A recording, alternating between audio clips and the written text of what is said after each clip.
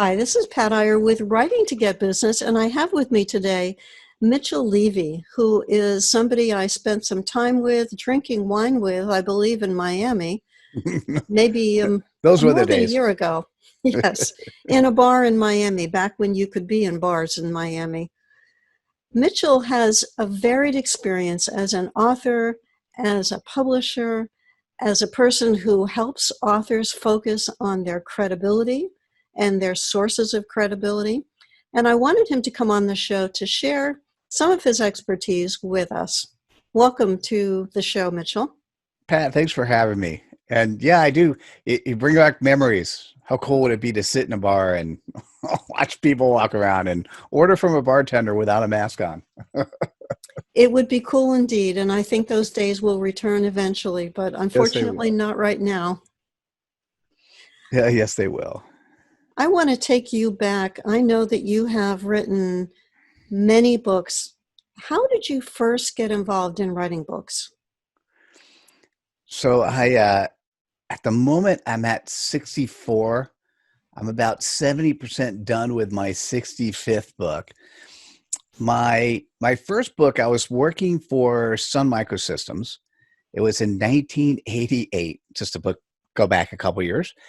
And I had made that decision that people make at some time in their lives is, should I buy a house or not? And the entire world was saying yes, yes, yes. And for some odd reason, when everyone says yes, I'm thinking, there's something wrong here. So I did a very classic spreadsheet, MBA classic spreadsheet analysis of renting versus buying. I got to the point where I really loved it, and I go, "Oh, this is pretty cool. Let me write a book about it." So then, because I had a financial sponsor, I was working for Sun Microsystems. They were paying my bills as an employer. I actually wrote the book and spent a oodles and oodles of time. Got reviews in 500 plus newspapers, New York Times, Wall Street Journal, and it was absolutely spectacular, and did lots of speaking about it. But I had the luxury of actually getting money coming in from another source. So I didn't have to make money off of that. And I hadn't realized enough about really what books are and how they work, in essence, what we're doing here. But for me, it was beautiful to be able to touch the lives of people, to give them that classic thought process of, in this case, does it make sense to rent or buy? And the answer is, well, it depends on where you're renting or buying, and whether or not, if you decided to rent, you could rent and save, right? So anyhow, it was, but the realtors, the entire world said, Mitchell, you're wrong. And so I had a book that said, no, I'm not really wrong. Here's why. And that was a good lessons along the way. Did you buy the house? Yes, we did. And as it turns out, I'm in Silicon Valley, so it turned out to be a very good investment.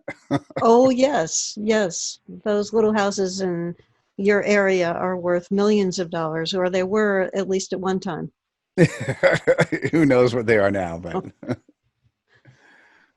All right, so you had a financial sponsor. I love that term for an employer, somebody who was giving you a paycheck so that you could do this interesting thing on the side. I haven't had a financial sponsor for, let's see, when was the last time I was an employee? 1987 was when I lost my financial sponsorship. My first book came out in 1986, so you and I published in that same, within a couple of years of each other, the first book. mm, And now you got this book, you got all these wonderful reviews, you probably worked hard to promote this book. You got, obviously, you went from 1 to 2 because you're up at 65. Did you start writing additional books while you were an employee, or at some point you went into business? I know for sure.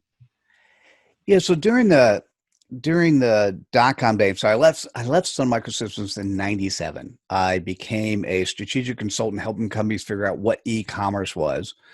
I can't remember where in the evolution, but I think it's either my second or third book was with a traditional publisher.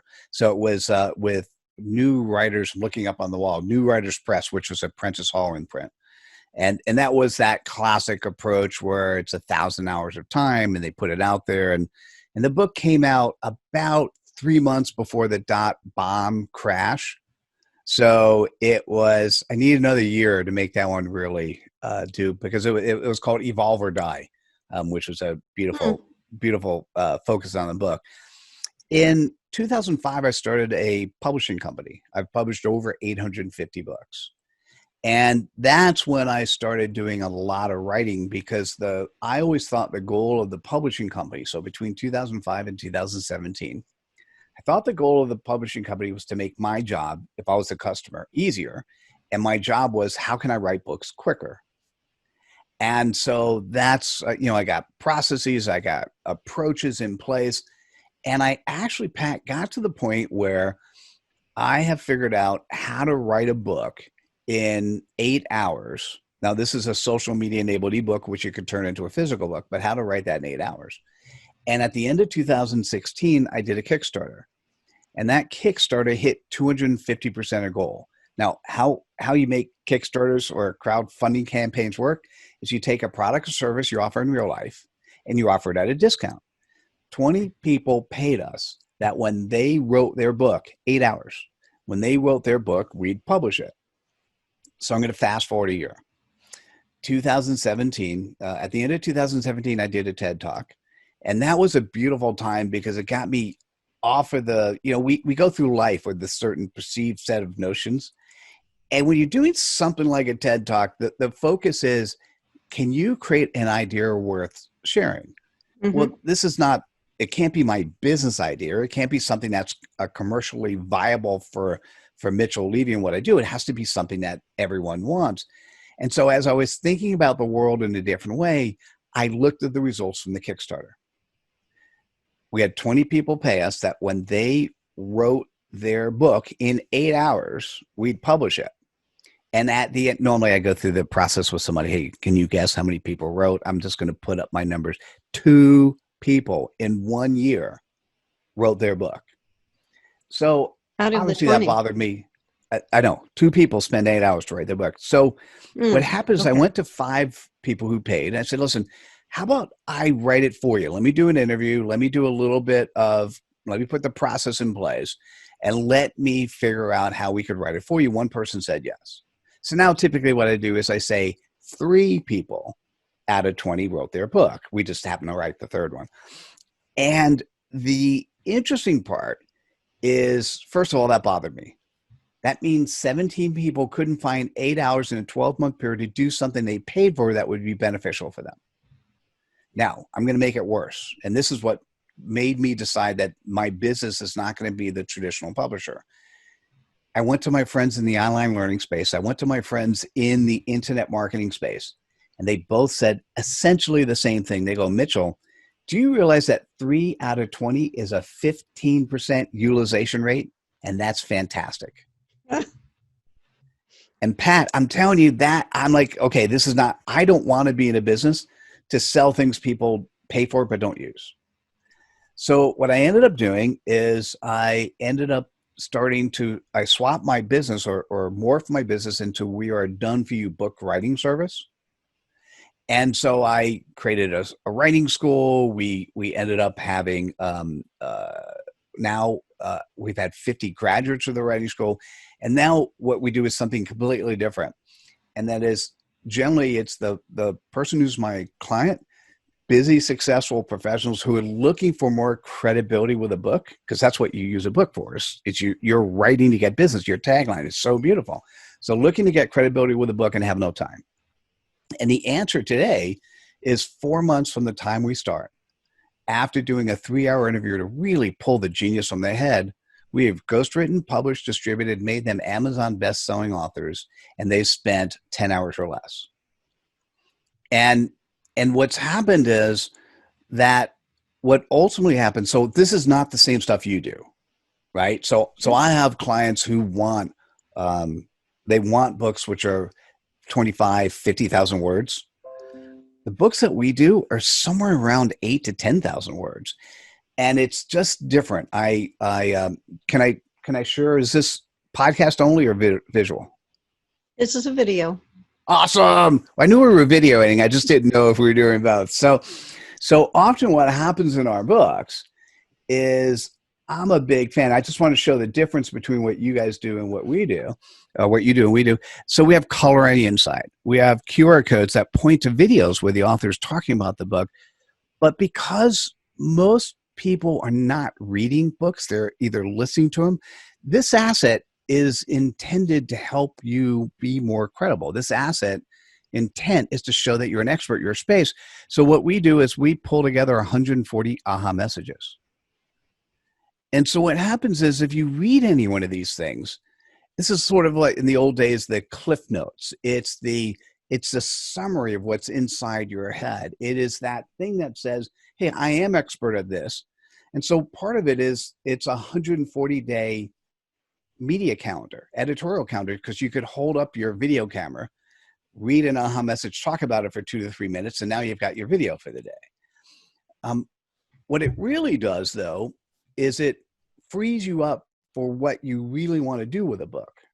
And that is you want to use it to open up the doors so that people can actually buy your product or buy your service. And that's, to me, that's what books are. But I think you asked me a question and I went through the entire evolution to the end. So sorry.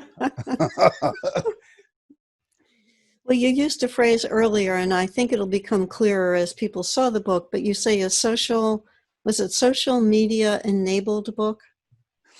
And is that the tying in with the QR codes? Is that what you mean? Or did you have some other concept? Oh, so I have a platform called Aha That.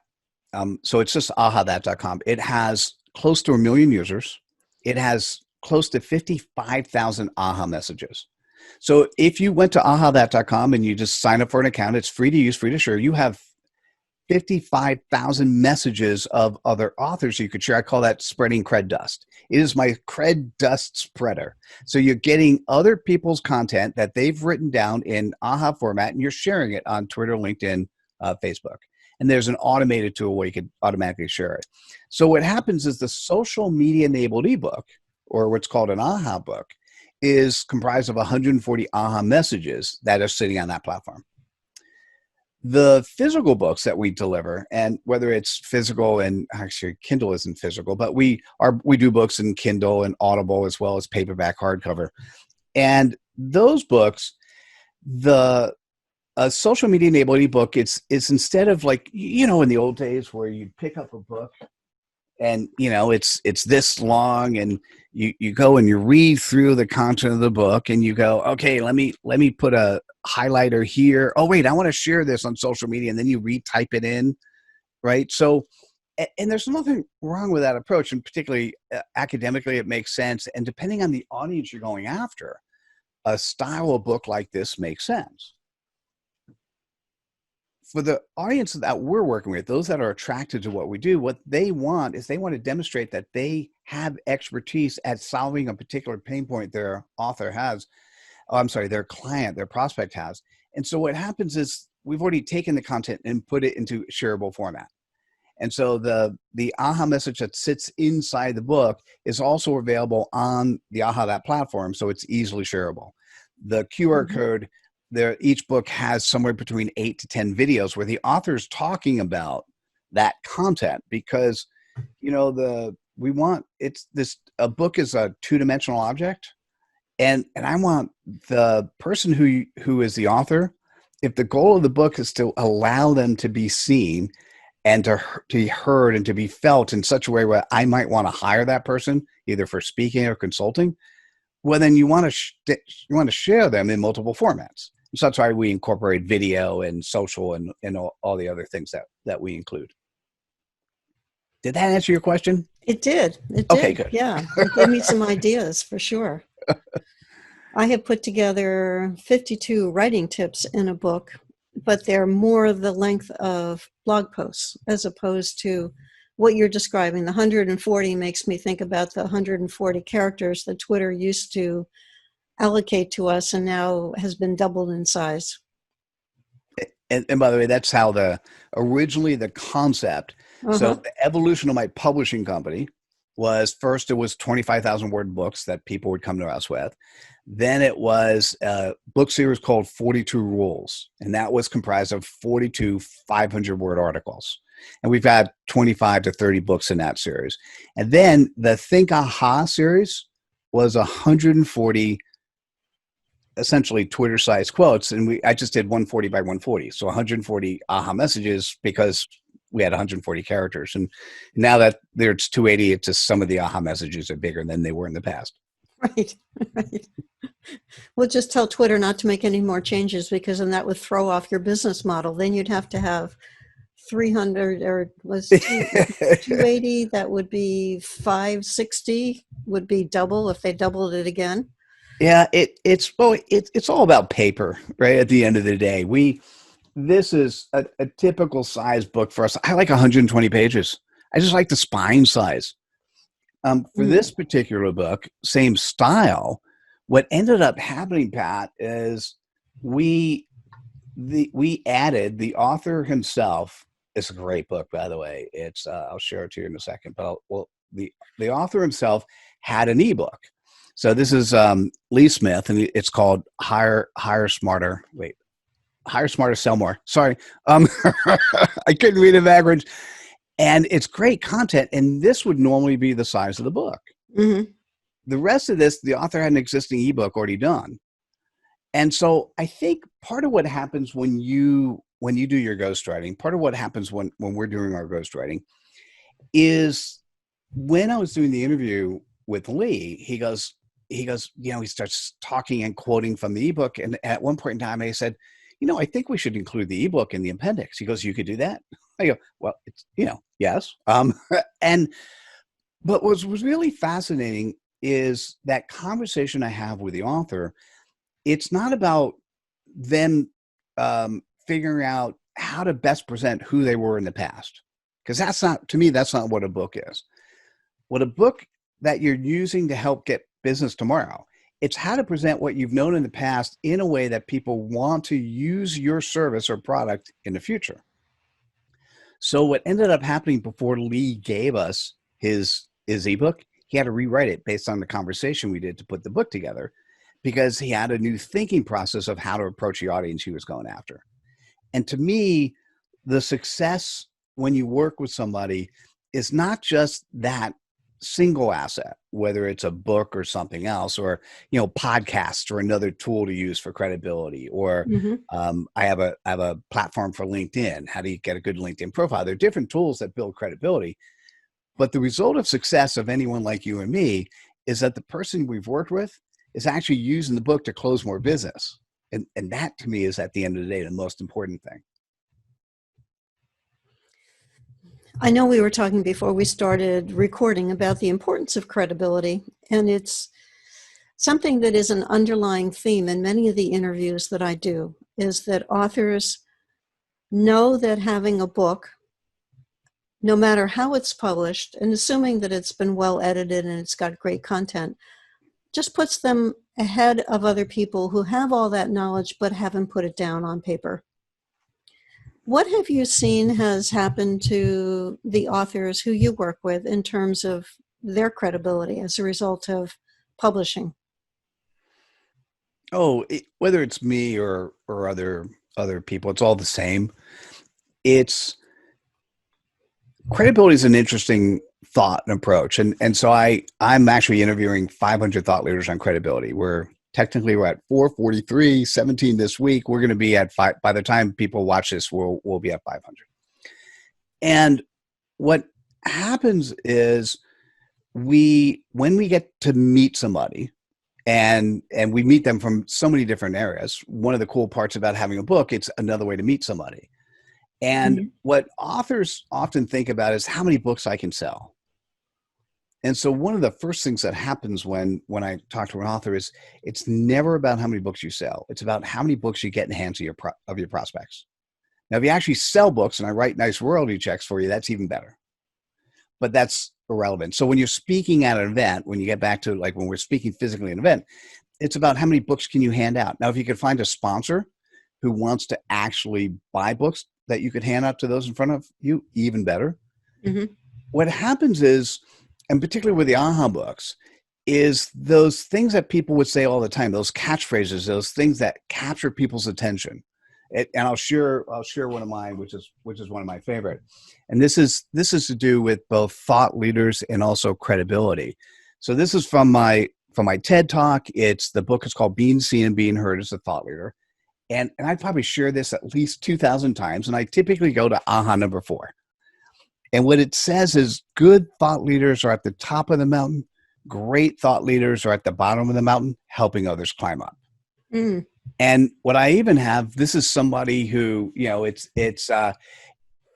somebody else's quote. It's Robert Clancy's quote. So I have in my book where I'm spreading cred dust on Robert Clancy. And what we're talking about is servant leadership. I could talk for an hour on servant leadership, but all I have to do is say that one quote and people get it. And when I'm talking to somebody who says, Mitchell, I need to be a thought leader, I go, great. What are you doing at the bottom of the mountain to help others climb up?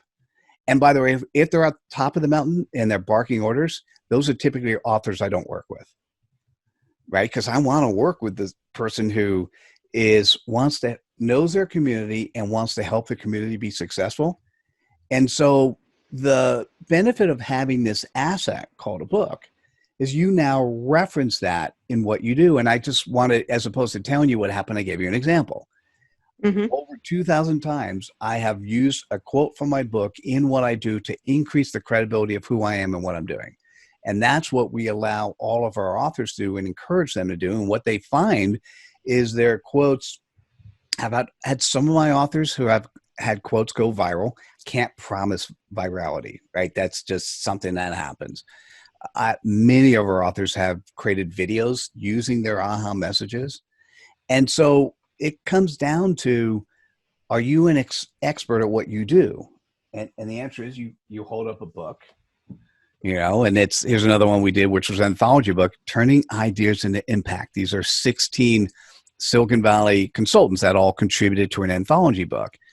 And so the reason why most of these folks are engineers as opposed to marketers. And the reason why they're in here is they wouldn't, other than one of my authors who I've done 6 books with, everyone in here, they were looking for that new piece of credibility that they can then share with their prospects to close more business. And so the answer is, by definition, and you know this as well, that what you need to do as a business executive is you need to make sure you have credibility. A book is the best vehicle to do that. However, before you do the book, probably the first tip I'm going to say is when somebody Googles your name, what do they see? So you have to make sure that first thing they see, whether it's your website, your social media, and by the way, given that the social media companies are spending hundreds of millions of dollars to associate your name when somebody Googles your name with their platform, you can't say to anyone, hey, I got a crappy LinkedIn profile, that's okay, because that's not going to work. Or my Facebook is for my friends. The thing is, there's no separation. And so when people see you and find you, what do they see? That's the first impression of credibility. The next is the book or the podcast or whatever vehicle you have to be sharing you in the world, demonstrating that you are expert at what you do. It's all about putting the pieces together, isn't it? And so much that we have, the knowledge that we've gained can be helpful to other people, but it does no good if it's trapped in your head. Yes.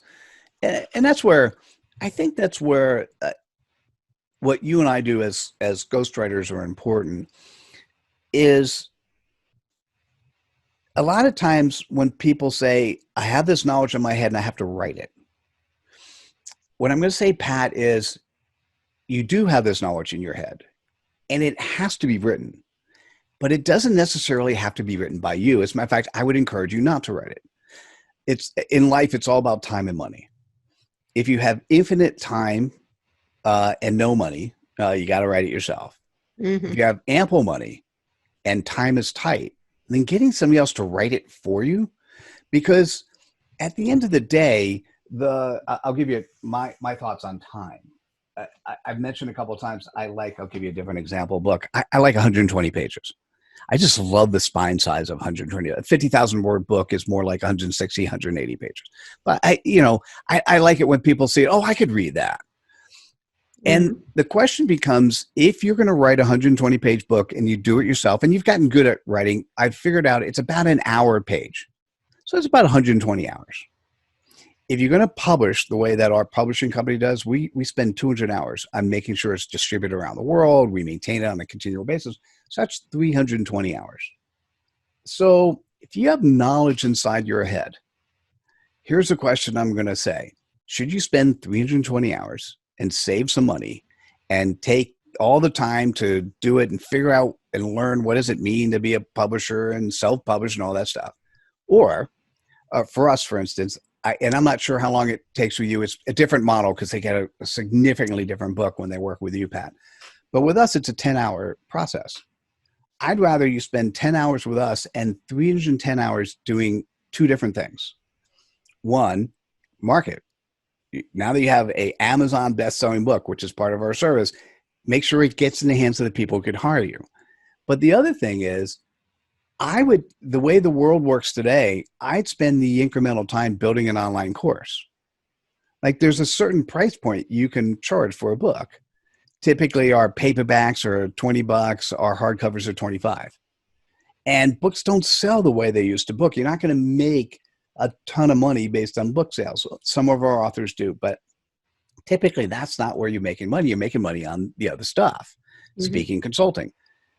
That said, if you spend your time doing an online course and you charge $197 or $297 or $497 or $1,000 for your online course, you don't have to sell a lot of online courses to make up the profit you would have made on a book. So with the 310 hours that you would normally have, the incremental 310 hours you'd spend with us, do some marketing, create your online courses, and then holistically, there are more ways people see you and experience you before they then also hire you for speaking and consulting. Does that make sense?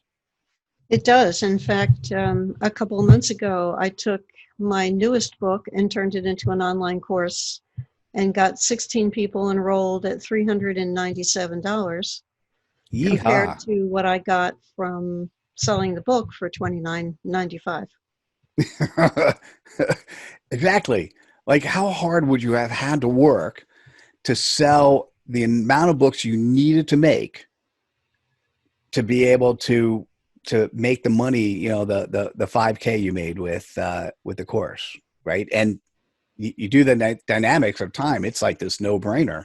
And by the way, the other thing that happened, those 16 people that went through your course, they're like advocates of yours now, right? They got to experience you, and so now they are. It's a significant win. Nice job, by the way. Pretty Thank you. cool. I'm doing the course again with a different audience, and we're charging $497 this time. And that's typically, Pat. That's typically what I keep hearing is you either increase your rate or you double your rate, and then at some point in time when people don't buy anymore, then you lower it again. All the tricks of the trade. So what I got out of this, Mitchell, in thinking about what you've covered is that you've shared with us a model of a much shorter, more consumable book than something that's 50, 60, 70,000 words. It's a model that includes 140 tips or quotes based on interviews that you or your staff do with the author. It helps the author, instead of having to write all that information themselves, to be able to focus on the marketing of the book after the process is over. And I think you've emphasized for us the importance of credibility, of sharing your knowledge with others to be a force when it comes to being hired, your visibility as an author, which is spread out through social media, through other means, through LinkedIn profiles, through sizzle reels, which we didn't talk about, but exists for speakers. And sizzle reels, I need to define that because I used that word with my sister and she said, is this a reel that's on fire? Why is it sizzling? I said, okay, let me take a step back. A promotional video if you're a speaker.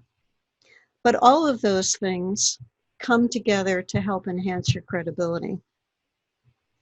And the credibility is the name of the game in terms of being able to influence other people and share the knowledge that you have.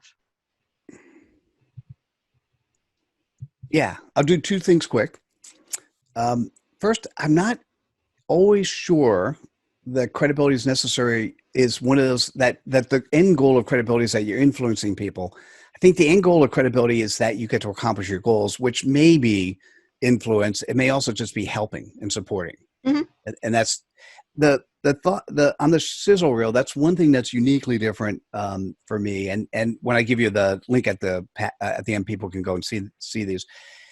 The speaker sizzle reel is something that actually sizzles. It's got speakers at different stages, different locations. That's what that's imposed for. I'm creating a new concept. It's called a cred reel, the credibility sizzle reel. And the cred reel allows the human that is part of it, 6 to 8 minutes, it allows them to shine. And so it's not about sizzling and doing different stages. It's about, can you see them? Can you know, are they demonstrating in this video that you know, like, and trust them? And if you could do that in 6 to 8 minutes and people could see that before they talk to you, that will increase the efficacy of everything you do. And so that's what a cred reel or a credibility sizzle reel is. All right. I appreciate knowing about that variation. Oh, you're welcome. What link would you like to share with the people who are watching this podcast? So We're it's my listening to it. name. So it's mitchellevy360.com. So mitchellevy360.com. And there you can connect on social media that's appropriate. We have a number of different customer videos where you can actually see customer testimonials. At the moment, the LinkedIn course, which is an 1 hour course that will completely let you think about LinkedIn in a different way. That's what pops up first. And also, if this is of interest to you and you want to talk to me, you could schedule time directly on my calendar. So all that, it's just mitchellevy360.com, and it's all in one place. Perfect. Well, Mitchell, thank you so much for being part of this show. And thank you to you who is listening or watching this show. I hope you've gotten some inspiring ideas from our conversation today. It's a new way of thinking about a book that you may not have considered, a different model for a book that might be just what you need for your business and your credibility. Beautiful. Thanks so much. My pleasure. Thanks, Pat. You were awesome. Thank you. Hi, this is Pat Iyer with Writing to Get Business, and I have just finished a podcast with Christine Grant, who has an unusual way that she uses her writing skills to get business. Christine, what will our viewer get from listening to your podcast or watching it on our patiyer.com YouTube channel?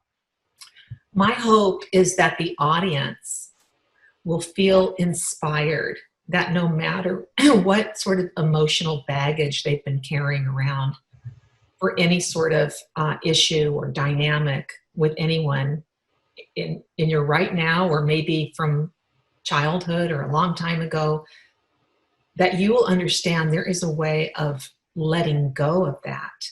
You know, I always say, kind of like the airlines, we all have baggage, but only one carry-on is allowed. The rest is just way too costly.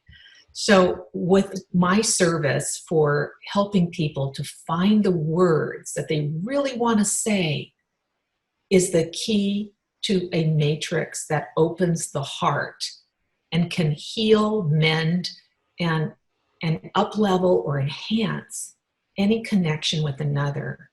And what would we be without our connections? No one wants to die alone, seriously. So we hold ourselves back. We don't always see ourselves. We don't always understand our predicaments.